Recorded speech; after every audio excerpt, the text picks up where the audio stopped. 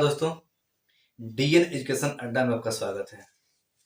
बीमा की एक और इससे मात्रक और बीमा एक और इससे पहले हम वीडियो बनाया जो प्लेलिस्ट में होगा, उसको आप देख लीजिएगा। उसके बाद ये समझ में आएगा, क्योंकि उसमें बहुत ही विधिवत रूप से बताया गया मात्रक की कितनी पद्धतियां है और कहाँ कहाँ कौन कौन चल रही थी। ठीक, उसके बाद ये समझ में आएगा। ठीक, आइए इसको पहले देखते हैं। ताकि सबसे पहले जानते हैं कि मापतौल का अधिवेशन सन 1971 ईस्वी में फ्रांस की राजधानी पेरिस में एक बैठक हुई थी पूरे देश के वैज्ञानिकों के द्वारा। तो उसमें सब जगह मात्रक की पद्धति अलग अलग थी। वहां पर एक निर्णय लिया गया जिसका नाम है पद्धति SI पद्धति, यानी सिस्टम ऑफ इंटरनेशनल यूनिट, यानी अंतरराष्ट्रीय पद्धति। अंतरराष्ट्रीय मतलब क्या होता है? इंटरनेशनल मतलब कि ये देश लेवल पर आ जाता है। ठीक, विश्व लेवल पर। तो इसको भी दो भागों में बांटा गया है। SI यूनिट को भी दो भागों में बांटा गया है। जिस तरह वहां पर मात्रक 3 भागों में बांटा गया है, पिछले वीडियो में आप देख लीजिएगा। उसके बाद यहाँ पर भी SI मात्रक को दो भागों में बांटा गया। पहला है मूल या आधारी मात्रक। कहीं कहीं देखने को मिलेगा आपको, मूल मात्रक और कहीं कहीं देखने को मिलेगा आपको आधारी मात्रक। और दूसरा है आपका संपूरक मात्रक। आइए इसको एक छोटी सी कहानी के माध्यम से थोड़ा सा याद करते हैं। 9 दोस्त थे, एक ही क्लास में पढ़ते थे और उन्होंने एक बोर्ड का एग्जाम दिया जिनमें 7 दोस्त पास कर गए और 2 दोस्त फेल कर गए। ध्यान दीजिएगा, थोड़ा गौर फरमाइएगा। 9 दोस्त थे, एक ही क्लास में पढ़ रहे थे। उन्होंने बोर्ड का एग्जाम दिया और 7 दोस्त का है मार्क्स के अनुसार, मतलब ये पास फेल जो भी थर्ड सब पास कर गए और 2 दोस्त थे जो फेल कर गए। ठीक, तो दूसरा बार और फिर एग्जाम हुआ, तो जिसे हम लोग सप्लीमेंट्री कहते हैं, जिसका हिंदी होता है संपूरक। तो संपूरक के आधार पर, यानी संपूरक मात्रक के आधार पर वे 2 पास किए। मतलब ये थोड़ा सा कहानी होता है हम याद करने के लिए, जबकि ऐसा रियल में नहीं है। जो 7 दोस्त थे उनका नाम आइए देखते हैं। जो 7 दोस्त थे जिन्होंने पास किया, तो सबसे ज्यादा नंबर मिला लंबाई को। उसके बाद नंबर मिला, यानी सेकंड स्थान पर रहा द्रव्यमान और तीसरे स्थान पर रहा समय। तो क्लास में फर्स्ट सेकंड थर्ड को भी नाम से जाना जाता है। बाकी सब तो मीडियम जो रहते हैं, मिडिल मतलब कि जो मध्यम रहते हैं पढ़ने वाला लड़का, उनको मतलब कोई गिनती नहीं होता है। तो यहाँ पर भी वही देखेंगे हम। तो हमारा तात्पर्य है समझाने का, मतलब कि क्लास से रिलेटेड नहीं, मतलब कि समझाने का मतलब हम लेके गए हैं, क्लास को समझा रहे हैं। ठीक, तो देखिए, लंबाई, दूरी, विस्थापन, तीनों के ना हम मीटर में मेजरमेंट नापते हैं। फिर से देखिएगा, लंबाई, दूरी, विस्थापन, तीनों को हम मापन कहाँ मीटर में करते हैं। जिनका संकेत क्या होता है? एम। मीटर का एम। अब देखिए, यहाँ पर लंबाई का होता है एल, तो आपका बीमा हो जाएगा ना। देखिए, बीमा हमेशा कैपिटल यानी बड़ा लेटर में होता है। बीमा हमेशा कहाँ? कैपिटल लेटर यानी बड़ा लेटर में होता है और ऐसे इसको घेर दिया जाता है।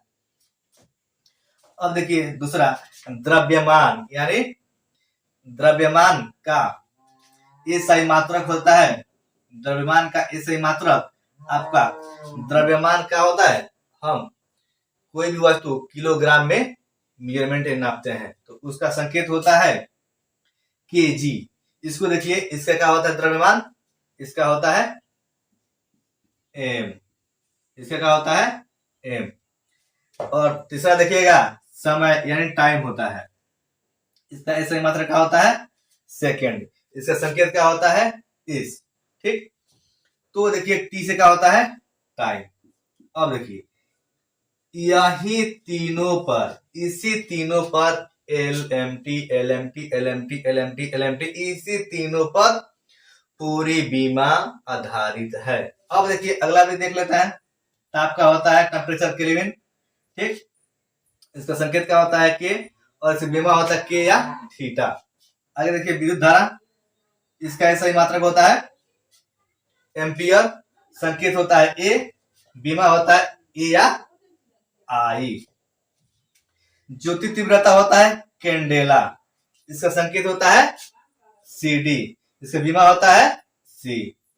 आगे देखिए पदार्थ की मात्रा यानी लास्ट, पदार्थ की मात्रा ऐसे ही मात्रक होता है मोल, और संकेत होता है MOL, और इसका बीमा N होता है।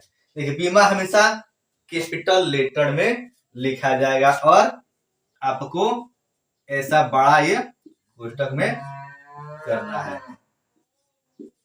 ठीक, अब देखिए इसको ना बीमा निकालने के लिए इस तीनों का उपयोग करना है। आपको ये जानना जरूरी है, कभी भी पूछ लिया जाता है जो तो तीव्रता का ऐसे मात्रा का होता है, संकेत का होता है। ठीक, लेकिन आपको बीमा निकालने के लिए इसको आप टेबल याद कर लीजिएगा, लेकिन बीमा निकालने के मात्र तीनों का हम लोग क्या करते हैं उपयोग करते हैं, इसको हमको उपयोग नहीं करना है, मतलब कि ये चार गो का उपयोग हमको नहीं करना है। बीमा निकालने के लिए बस लंबाई का होता है L, लंबाई का L, लंबाई का L, लंबाई का L, लंबाई का L, लंबाई का L, द्रव्यमान का M, द्रव्यमान का M, द्रव्यमान का M, और समय का T, समय का T, समय का T, समय का T, समय का T। इस तरह आप ज्यादा नहीं 10 बार देख लीजिएगा। लंबाई दूरी विस्थापन का देखिए, लंबाई दूरी विस्थापन का ऐसे मात्रक होता है मीटर, संकेत होता है M, और बीमा होता है L।